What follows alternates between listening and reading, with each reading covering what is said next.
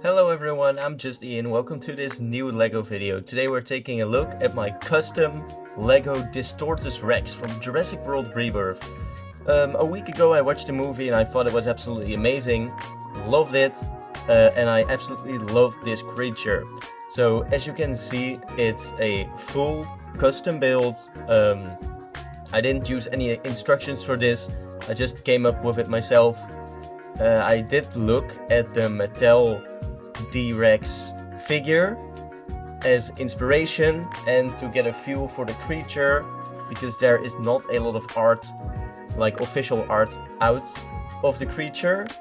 Size comparison, I have Miles Morales and I also have the police car from his dad.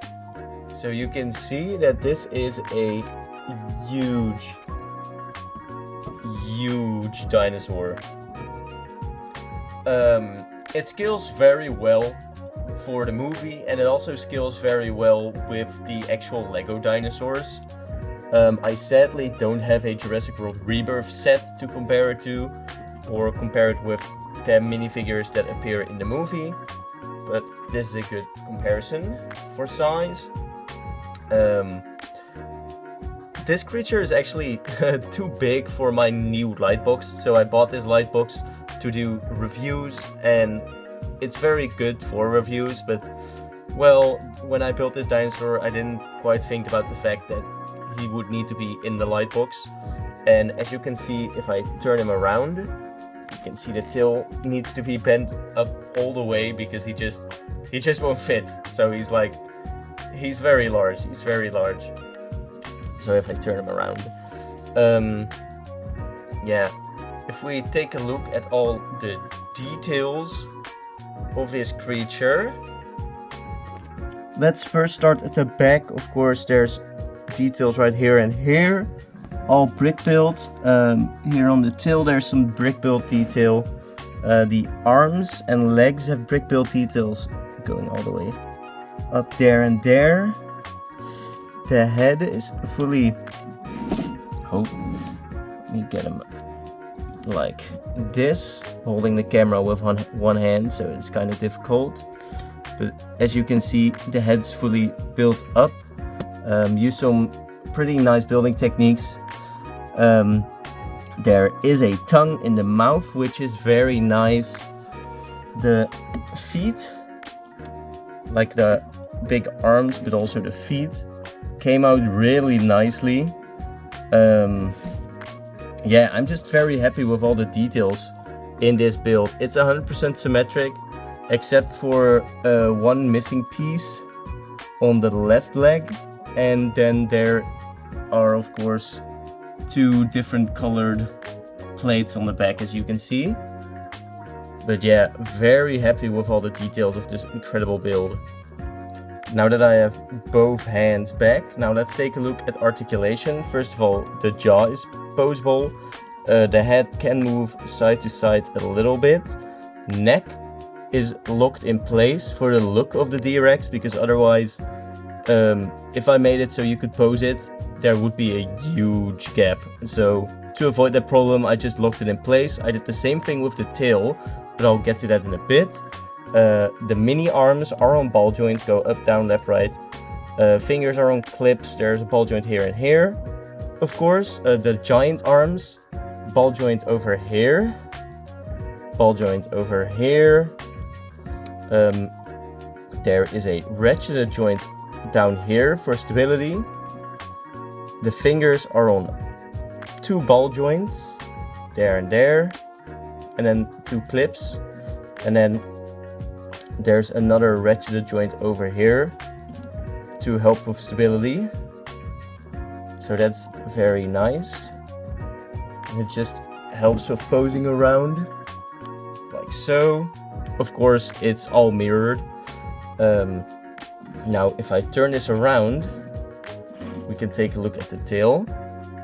Move the camera a little bit, like so. Can go down this far, up this far, locked in place so it won't go side to side. Moves like so, up and down, also locked in place, can't move side to side. And then we have the little part on a ball joint, so that just moves freely. For the legs, of course, it has ankle joints, ball joints, so that's nice, and that's ratchet jointed, so you can move this all the way around as you would please. Just move this back into place and then move this without completely ruining my lightbox, like so. Camera back, maybe open up its jaw for some nice posing. He poses very nicely, in my opinion. Let's get that car back. Yeah, that's nice. Now you can really see the scale of this huge dinosaur. So because of all the joints, you can really get him into some nice poses. So here he is leaning fully on the police car, and he actually grabbed Miles over there.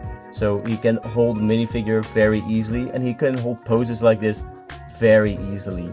It's very difficult to balance him on his two hind legs, so you really need one of the two front limbs to pose him on. Yeah, the bulbous head on top of here is fully attached with like one stud, so that's pretty nice building technique. If I can get it back into place, of course the face, if I remove this, you can look a little bit inside on how I built that up.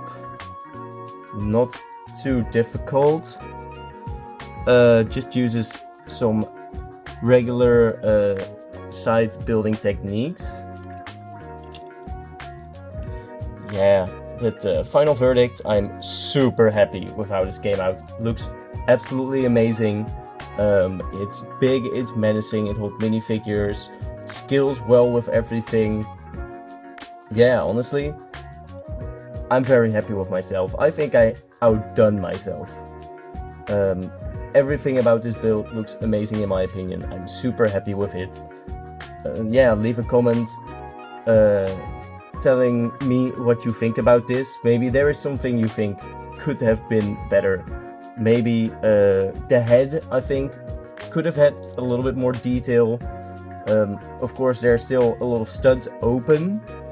I kind of like it, gives it a little bit more texture, but like I said, there's one plate missing on the left leg, I'm pretty sure, or maybe like his right, but my left.